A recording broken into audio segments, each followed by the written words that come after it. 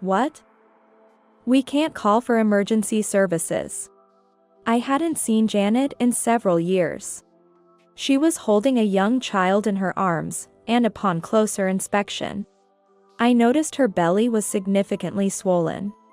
I was so shocked by this sudden turn of events that I couldn't think straight. But I knew I had to help Janet and her family immediately. That's when I decided to shift my focus, and Janet made a certain request. My name is Lillian. I am 60 years old. Currently, I assist my husband, Robert, in his work. Robert is a potter. After graduating from university, I worked as an ordinary office worker. However, I met Robert at a pottery event. The event allowed participants to buy pottery and try their hand at making it.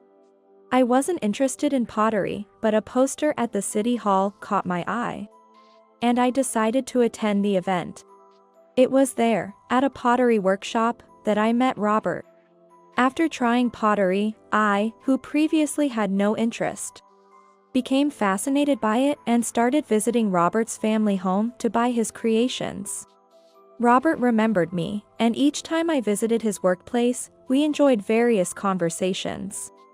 Eventually, our relationship progressed from craftsman and customer to lovers. After dating for 3 years, we got married. Robert told me to do what I wanted, but my interest in pottery grew, and I decided to help him. A factor in my decision to assist Robert was that his parents had retired from pottery when we got married. Then, we had a child. We named her Janet and raised her with lots of love. When Janet was around 3, Robert and I wanted her to take an interest in pottery. We took her to the workshop, let her experience making pottery, and touch the pieces. Janet showed a natural talent for pottery and created amazing pieces. She seemed to realize the joy of pottery and would be overjoyed looking at her own creations. She then immersed herself in pottery and started asking to make dinner plates, which meant bowls. Seeing Janet like this made me smile. As she grew, she expressed a desire to take over the family business, and I felt optimistic about the future. Robert, who had taken several apprentices after taking over the family business, found them all kind, and they were supportive of Janet eventually working there. After high school, Janet went to university to study not only pottery but also different culture, history, and arts. On holidays and free days from university, she helped with the family business, honing her skills. Her skills, nurtured by Robert since her childhood, had grown impressively. However, she never became complacent. She worked with her fellow apprentices, saying, "I want to spread pottery more." 5 years after graduating from university, as Janet approached her 30s, I realized how quickly children grow up. Then one day, Janet made a surprising announcement. "Mom, I'm going to get married." "What? You're getting married?" I was so surprised by the sudden announcement of her marriage that I raised my voice without realizing it. Janet had a boyfriend since her university days. I had thought that if there were no problems, she would marry her current boyfriend. But hearing it face to face took me by surprise, and I was at a loss for words. Janet's boyfriend's name is Alex. I had spoken to him several times and had a very good impression of him. Later, Janet told me various stories about how their relationship led to marriage. It seems the first proposal came around the time she graduated from university. Initially, she declined because she wanted to continue working in the family pottery business and needed more time. Alex respected her wishes and proposed several times, not immediately but after giving her space. Years passed, and Janet was at a point where she felt she needed to make a decision. One day, browsing social media, she saw photos of her classmates holding their children. She felt they looked happy and thought to herself, "I should get married too." Janet shared this with me. "All my classmates are married with kids." I felt like I was the only one not married. After thinking it over, I decided I really want to marry Alex. Is that so? Your father and I won't say anything if that's what you've decided. Thank you. Janet accepted Alex's proposal but had a few requests for him. One was to continue working as she did before marriage. Another was not to have children for a while. While her classmates' photos with their children seemed happy, she wanted to maintain her current lifestyle even after marriage. Alex agreed with Janet's perspective, and they decided to marry. However, I knew their new life would be very different from before, and Janet might face challenges. They planned to live near our house, so I wanted to support them as much as I could.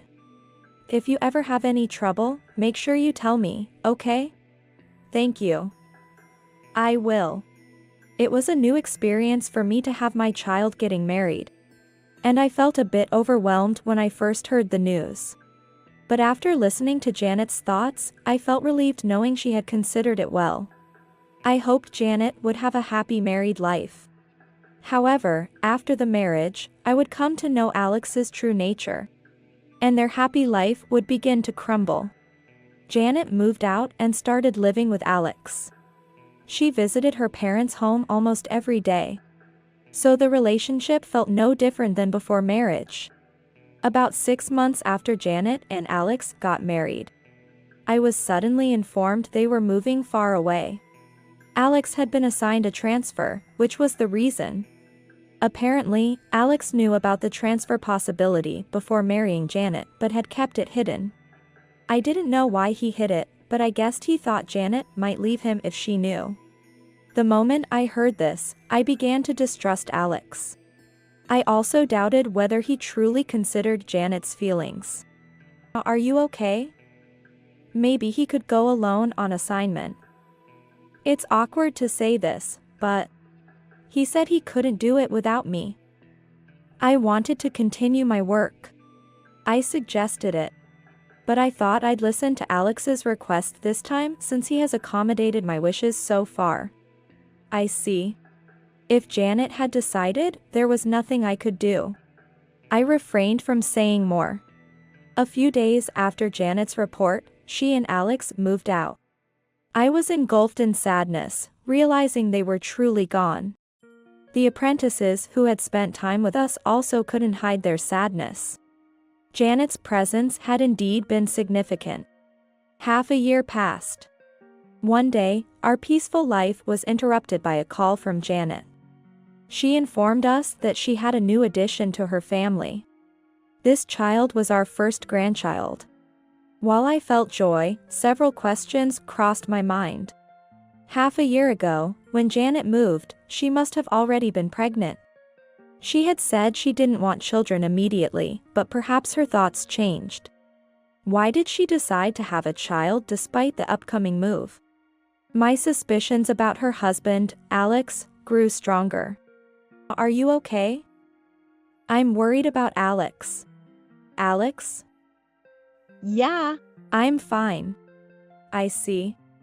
If Janet says she's fine, then I couldn't press further. I told her she could always come back home and ended the call.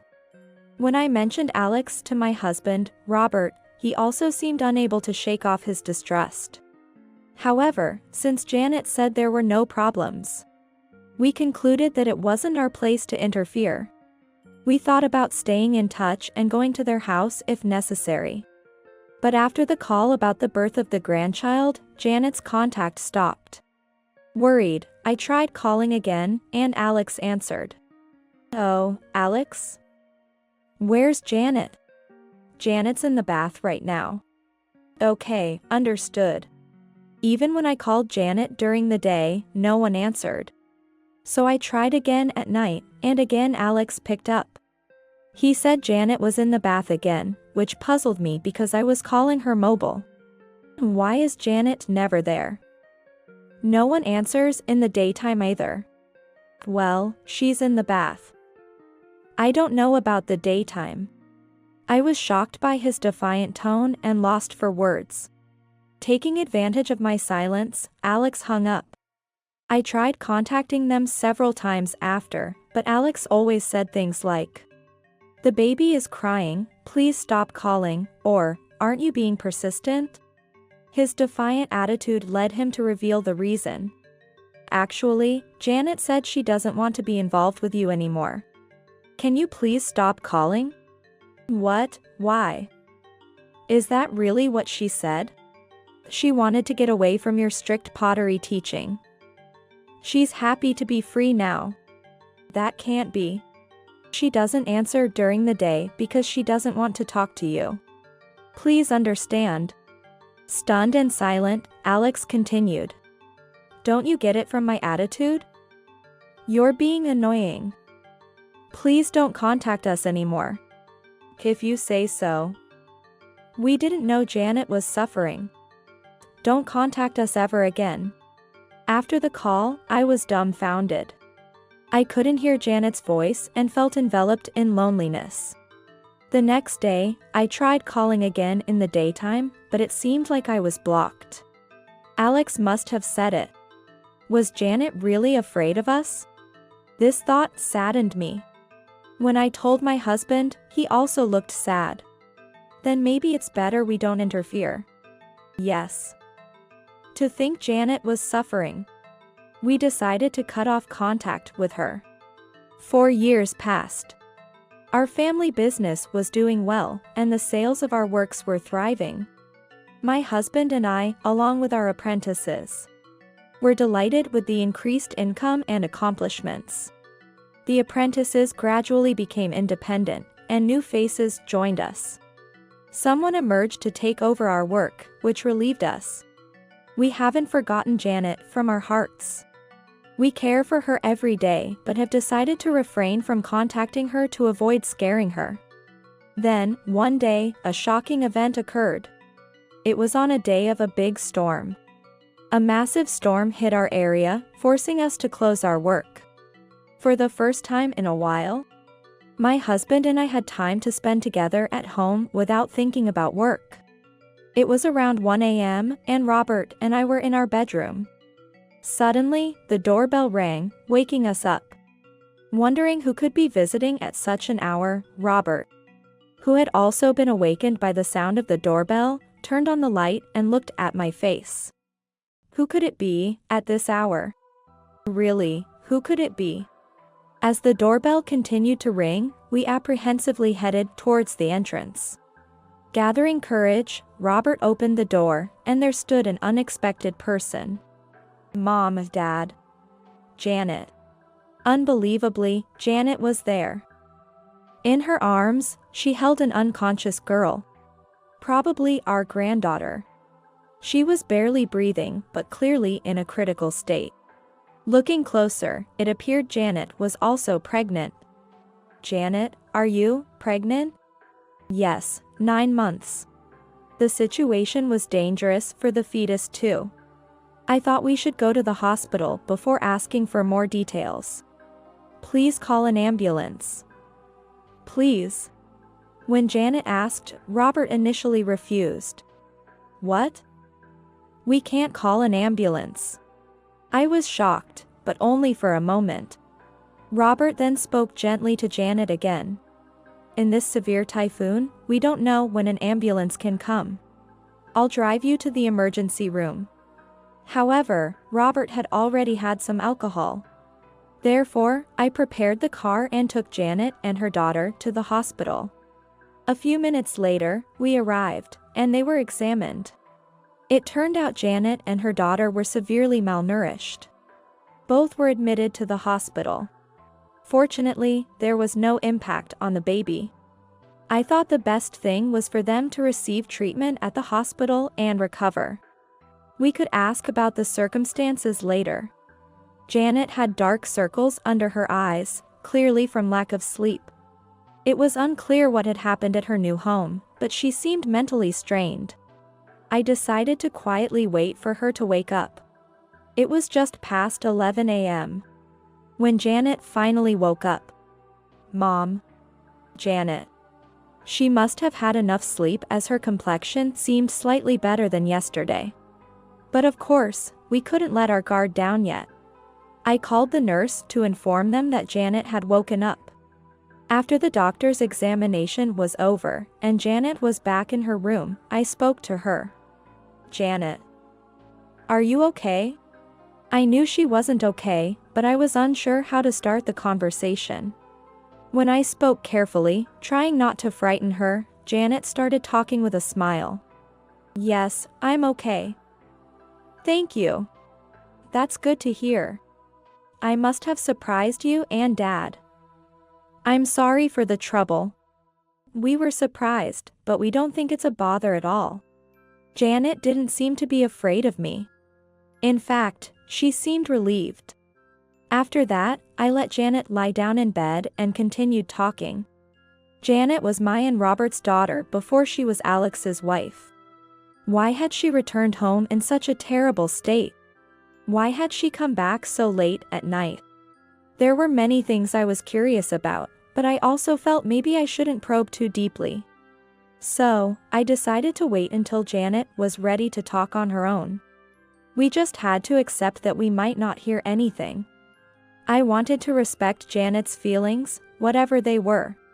A few days passed. Janet seemed to be regaining her health and was smiling more than before. I felt relieved recalling the awkwardness of our first meeting after several years. It seemed like she had opened her heart to us in just a few days. One day, Robert and I went to Janet's hospital room together. She looked serious. Despite wondering what was wrong, we acted normally. Janet was smiling as usual, but something was clearly different. I wondered if she was okay. As I thought this, Janet, with a serious look, began to speak. "Can I talk about what happened after the move?" I hadn't expected her to be willing to talk. Robert and I were surprised, but it seemed Janet was ready to share. "If you're okay with it, we'd like to hear." "Okay. Thank you." With our response, Janet began to tell her story. What she said was so shocking, it was hard to believe. And it became clear that Alex was a terrible man. Janet had accepted his proposal initially. They had been in a relationship for a long time. And she thought she knew everything about Alex. However, she only learned his true nature after marriage. Alex was extremely possessive, wanting Janet to focus only on him. He cut her off from all her friends, forbade her from working, and even from going outside the house. He took away her smartphone, cutting off all her external communications. The last contact she made was to inform me about the birth of her child. Right before her phone was confiscated. I wondered why she didn't seek help from me, her mother. Because, as it turned out, Janet didn't think she could get help. Alex had convinced Janet that we, her parents, disliked her and that she could only rely on him. Shocked by these words, Janet became afraid to talk to us. Additionally, there were many restrictions in her daily life. She wasn't allowed adequate sleep, and her meals were limited to 1 slice of bread per day. She was only allowed out of her room for set times to use the bathroom or shower. I can't imagine being in such a situation. But just hearing about it made me feel how deeply Janet was distressed. The reason she finally escaped was because of her child, who was weekly sleeping next to her. She realized she couldn't continue to let her child live this way because of her lack of courage. Janet thought it didn't matter what happened to herself. But she wanted her child to have a normal life. She pondered various things, but ultimately decided that escape was her only option. Even if she believed we wouldn't welcome her, she resolved to return home and seek our help. Once she made up her mind, things moved quickly. Janet sneaked out of the house, catching the last train to come home. After hearing Janet's story, everything made sense. To confirm, we asked her if she was afraid of us, but her answer was no. "I was lying to you and Dad, wasn't I?" "Yes, when you hear such words, it's easy to believe them." "I'm sorry we didn't realize." Janet shook her head again after hearing my words. We then decided to report the matter to the police. A female officer came to the hospital room to hear the details. The police took the situation seriously. When they visited Janet's former residence, they found no one there. Alex had probably panicked and left to search for Janet and their child. When he realized they had escaped, we didn't know when or where Alex might appear in front of Janet and her child. Therefore, the police increased patrols around our home and the hospital. Weeks passed. Janet, coincidentally nearing her delivery date, gave birth and then was discharged from the hospital. The child was born very healthy, which was a relief for all of us. After everyone was discharged from the hospital safely, we started living in our family home. For a while, we left the family business in the hands of our apprentices. And Robert stayed at home, which was reassuring. We still couldn't let our guard down completely. But it was heartwarming to see Janet smiling again. We hope to continue living this happy life if possible. However, reality proved to be more challenging. One peaceful afternoon, while Janet and I were preparing lunch, we heard a noise from the second floor. No one was supposed to be upstairs at that time. Robert, who had been relaxing on the sofa, also heard the noise and said, "I'll go check upstairs," and went up. We had never been cautious about noises before. But after what happened with Janet, we were living with heightened vigilance every day. I told Janet and my grandchild to stay close to me while watching the situation. I was holding my smartphone in my hand, ready to call for help if needed.